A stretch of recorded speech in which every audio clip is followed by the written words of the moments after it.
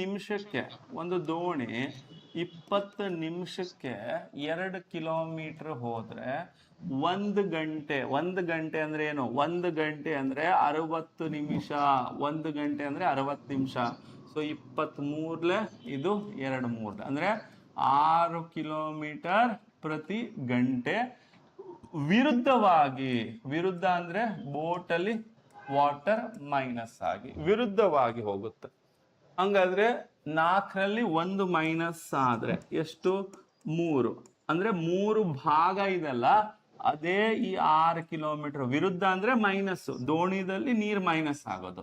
ಅದೇ ಏನಾದ್ರೂ ಜೊತೆಗೆ ಹೋದ್ರೆ 5 ಇರುತ್ತಲ್ಲ, ಅದು ಎಷ್ಟಾಗತ್ತೆ? ಸೊ 3 2 6, 5 2 10 ಆಗತ್ತೆ. ಹಂಗಾರೆ 10 ಕಿಲೋಮೀಟರ್ ಪ್ರತಿ ಗಂಟೆ ಸ್ಪೀಡ್ ಅಲ್ಲಿ ಅದು ಹೋಗುತ್ತೆ. 10 ಕಿಲೋಮೀಟರ್ ಪರ್ ಅವರ್ ಸ್ಪೀಡ್ ಅಂದ್ರೆ 10 ಕಿಲೋಮೀಟರ್ ಹೋಗೋದಕ್ಕೆ 1 ಗಂಟೆ.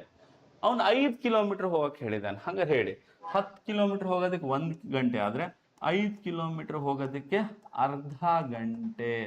ಅರ್ಧ ಗಂಟೆ ಅಂದ್ರೆ ಏನು? 30 ನಿಮಿಷ ಆಗುತ್ತೆ. ಆಪ್ಷನ್ ಸಿ ಸರಿಯಾದ ಉತ್ತರ. ಕ್ಲಿಯರ್ ಇದು? ಇವಾಗ ಅರ್ಥ ಆಯ್ತಾ? ನೋಡಿ, 3ನೇ ಕ್ವಶನ್ಗೂ ಅರ್ಥ ಆಗಿಲ್ಲ ಅಂತಂದ್ರೆ ಏನ್ ಮಾಡ್ಕೋಬೇಕು ಹೇಳ್ರಿ?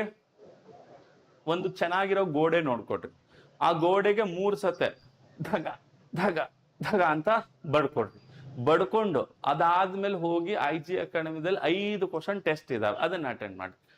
3 ಕ್ವಶನ್ಗೆ ಅರ್ಥ ಆಗ್ಲೇಬೇಕು. ಇದು ಅರ್ಥ ಆಗಿಲ್ಲ ಅಂದ್ರೆ ನಿಮ್ಮಲ್ಲಿ ಏನೋ ಸಮಸ್ಯೆ, ಸ್ಕೂಲಲ್ಲಿ ಸರಿಯಾಗಿ ಮ್ಯಾಥ್ಸ್ ಕೇಳಿಲ್ಲ, ಅದೇ ಇಲ್ಲಿ ಸಮಸ್ಯೆ ಆಗಿರೋದು.